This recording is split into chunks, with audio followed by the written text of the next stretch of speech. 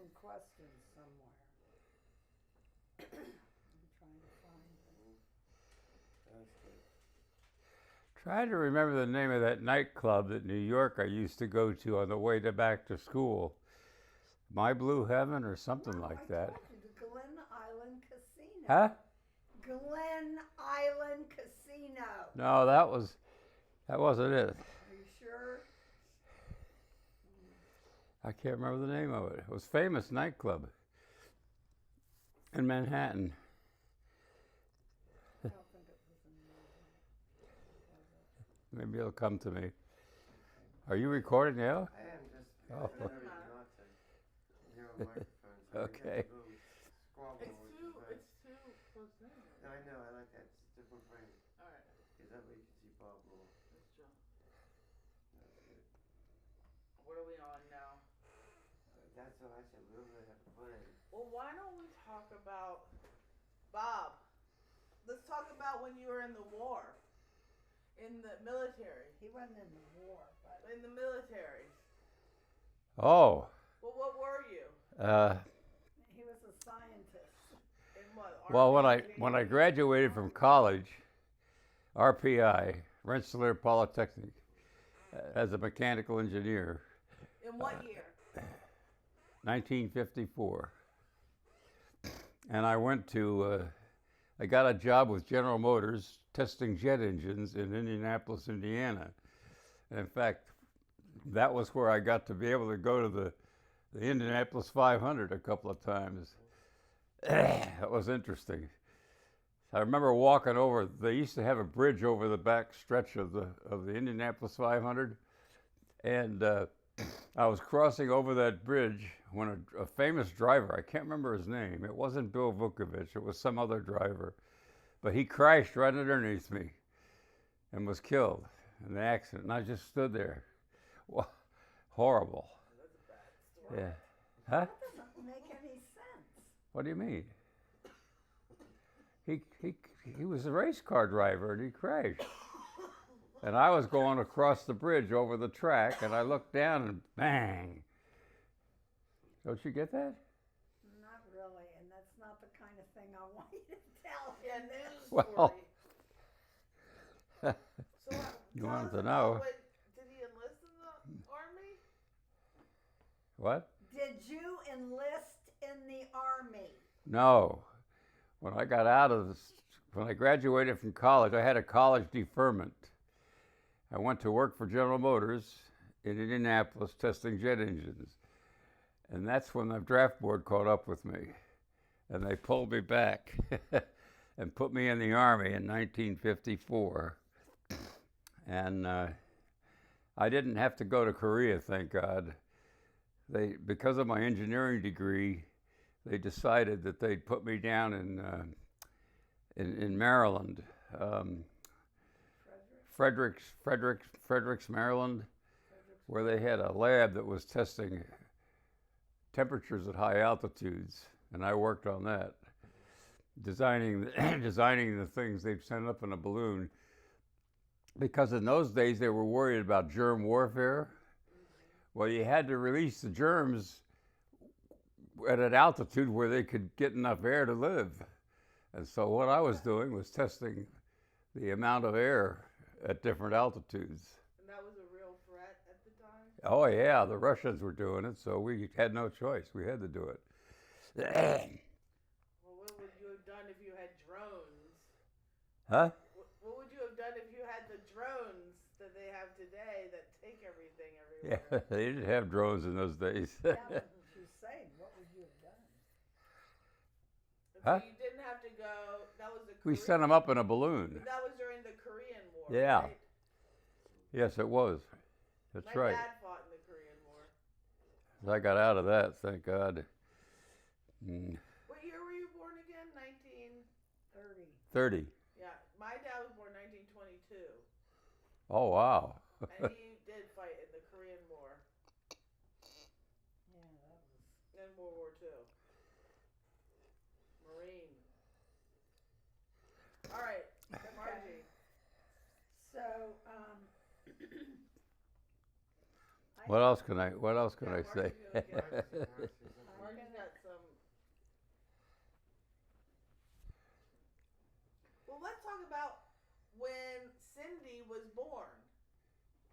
Walt Disney? When Cindy, Oh, good idea. what was it like when Cindy was born? When was she born? Cindy. Oh, Cindy. Your daughter? 1966. Okay. When you Where? were- Chris was born in 1961. They're 5 years apart. Okay, where were they born? In New Jersey, Somerville Hospital in Somerville, New Jersey. Yeah. Okay, well, tell about the day that Cindy was born. Was that the hot day? Yes. You were working on the roof? I was on the ladder cleaning the gutters. You know, the leaves would clog the gutters. I was up on the ladder cleaning the gutters, and I got a phone call. Phone call? You were on the house. I know, but You heard it. somebody, I can't remember who it was. Fran, your other wife, My first wife, Fran. came out and told you, didn't she? That what? That she was going into labor. Yeah. So I had to take her to the hospital. And I'll never forget, there was some woman she shared a room with some other woman, and this other woman was cursing her husband for making her pregnant. It was like their fifth child. Yeah, that was something else. But so where are we? What are we doing? Yeah, So- Marty. Capturing the moment. What happened with your first marriage? What happened Mm-hmm. to end it? Mm-hmm. My first wife, Fran, she became a little, she got multiple sclerosis. And for some reason, she blamed it on me. She thought I'd given it to her. She's crazy. But, She thought you caused it. yeah, she thought I caused her multiple sclerosis, which I don't know how I could have done that. But anyway, she wanted a divorce, so we got a divorce. And that was that. And then what happened to her after you got divorced? Well, she lived, in fact, Chris, my son Chris, was very loyal to his mother, and he stayed with her and took care of her. But she had multiple sclerosis, and she finally died from it. I forget the year, but I have to hand it to Chris. He was a good son to her. Well, they both were. Huh? They both were, because when she got really bad, Yeah. remember Chris went up and got her and brought her down to Virginia Beach. And she was in that nursing facility. That's I true. do remember Yeah. that, so they could visit her. Yeah. Yep. That's right. That's what happened. They were good. Boy, you're really going back in my memory. Let's go back. Let's go back. Let's go back. Who was your best friend when you were growing up? Donnie Kielmeyer was my next door neighbor. Yeah. What did you guys do together? Oh, God, we did everything together. But what it was like when you went out and played? Like, what was it like back in the Bob, day? please do not. What? What would you do when you went out and played with him? You rode bikes, played jacks. What did you do? Oh, we flew kites. The big deal then was to make a kite and fly a kite. You made it yourself? Yeah. I used brown wrapping paper, and I made a kite that was like 6 feet high. And I had 1,000 feet of string. And I remember once you had to put a tail on the kite to keep it, straight. And the string broke, and the kite fell on the golf course. So I had to go. Donnie and I went to the golf course on our bikes to retrieve the kite. You got to get it back. Yeah. Well, we used to go swim. There was a pond on the golf course, and we used to go swimming in that pond, and we'd with our feet we'd feel for the golf balls, because many times the ball would land in the pond, so we'd feel with our feet for the golf balls and take them out and put them in a bucket, and we took them to the golf pro, the pro shop, and he'd give us a buck for a bucket of balls. As long as they did, he said, I don't want any smileys. A smiley was when the guy hit the ball and it made a crease in it. They called that smileys. So he wouldn't take any smileys. They had to all be good balls. Yeah. How old were you when you did that? Oh boy. Probably 11, 12 years old. Yeah. What was your first job?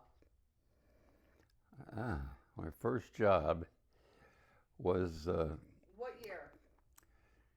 boy, I don't remember the year, Well, how old were you? but I was working.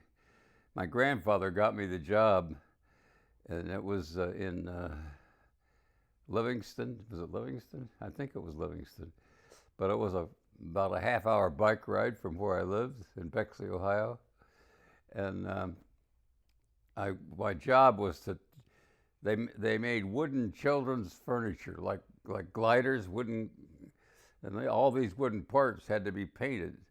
So what they would do is I'd put the wooden parts on a rod and dip them in a paint bath and hang it up to dry.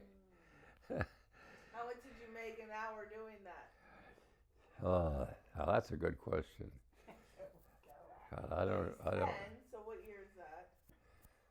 You born in 1940. 1940. Yeah, I don't remember. Well, what's the story about somebody thought you had blood on you? Because from the red No, we paint. already told Tried to that what? story. Oh, he did? Yeah, his mom.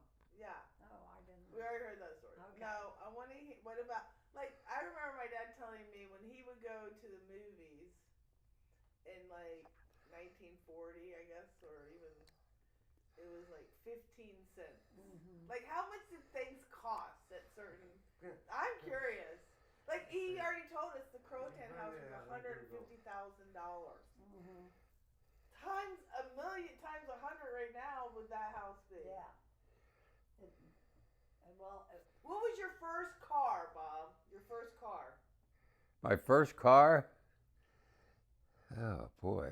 Your mother bought it for you when you. Yeah, it was a 1950 Ford convertible, yellow Ford convertible, 1950, and it burned oil like you wouldn't believe. I remember once I was going back to school, and I stopped at this Russell Sage College for girls, and picked up a bunch of girls that had dates up there, and we drove up with the top down, and the girls looked back and they said, "What's all that black smoke back there?" It was burned. My car was burning oil like you wouldn't believe. But I couldn't afford to have it fixed, so I just kept putting oil in it. How'd you buy that? You bought it brand new? No. What? Sounds like a broken engine. How did you buy your first car? Like, how did you have the money to even buy your first car? No, my mother bought it for me. When he graduated. I see. From Yeah, when I college. graduated from high school. So when did you buy your first car yourself? You buy your first car, and what was it? Oh, it was a Triumph TR3 sports car, I had a Triumph TR6. and I traded the Ford, the 50 Ford, in for that. And I'll never forget, the Ford burned so much oil that when I came into the dealer, I didn't want him to see how much oil it was burning. And the dealer happened to be down on the bottom of a slope, and so I turned the engine off and coasted down so he wouldn't see the smoke.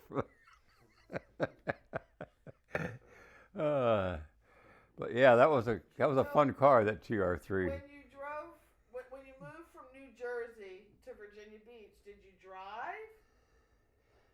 Yeah, So you drove with Cindy? yeah, I drove with How Cindy, old was she? and I remember we were driving down that long stretch north of the bridge into Virginia Beach. Shore Drive? Yeah, Eastern Shore. yeah, from the eastern shore down, there was a big long bridge there, and Bay Bridge Tunnel.